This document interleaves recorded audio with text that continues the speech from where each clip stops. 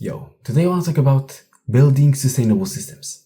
See, a few days ago, I was thinking about a ski jumper, like a very popular ski jumper in my country.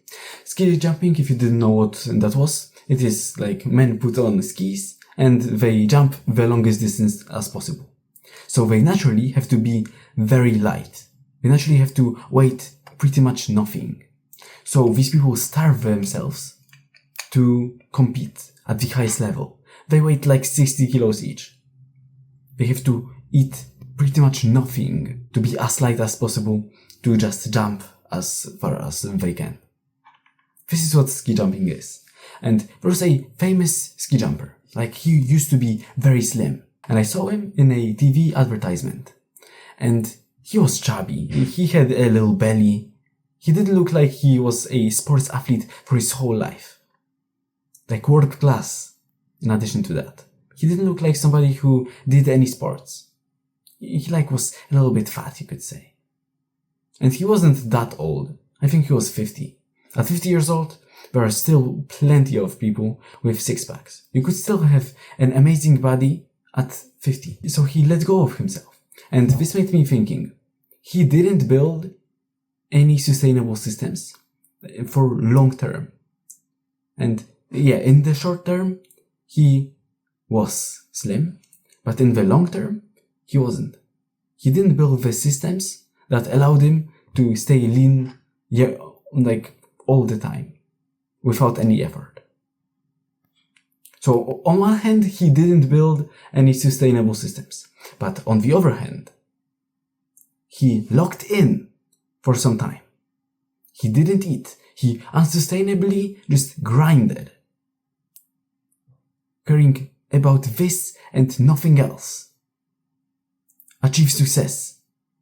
Is a world-class athlete. He used to be. World records. Like very famous persona in my country. So he locked in and worked unsustainably hard for some period of time, achieved success, and then he could enjoy his legacy. But I think that the best way to think about this, to do this, is to do what he did, which is lock in and work hard, like unsustainably hard.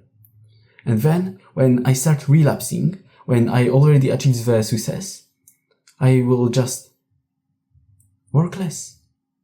I will build the sustainable systems. I know that it might be a little bit delusional to think that, okay, I'm gonna work hard now, and later I'm just gonna give up that, and I'm gonna say, oh, I'm not working that hard right now. This might be a little bit delusional, but I think that it's the best way. I could start with sustainable systems from the beginning. This is also a good thing. But the worst thing is to pick nothing. To not lock in and to not build any sustainable systems. And I believe that many people, not even I myself, fall into this third category, which doesn't belong to any of these two.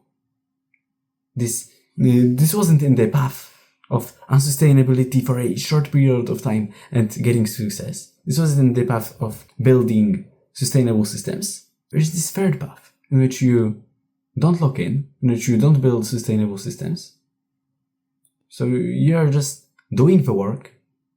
Like, yeah, it is sustainable, but can you even call it a system? I don't think so.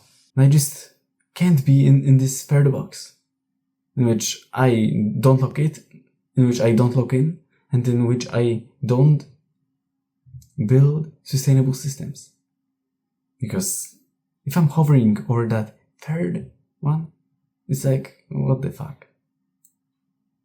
There's plenty of variations in these building systems, but I think that the best way is to just lock in for a brief period of time, work unsustainably hard, and after that, build some sustainable systems.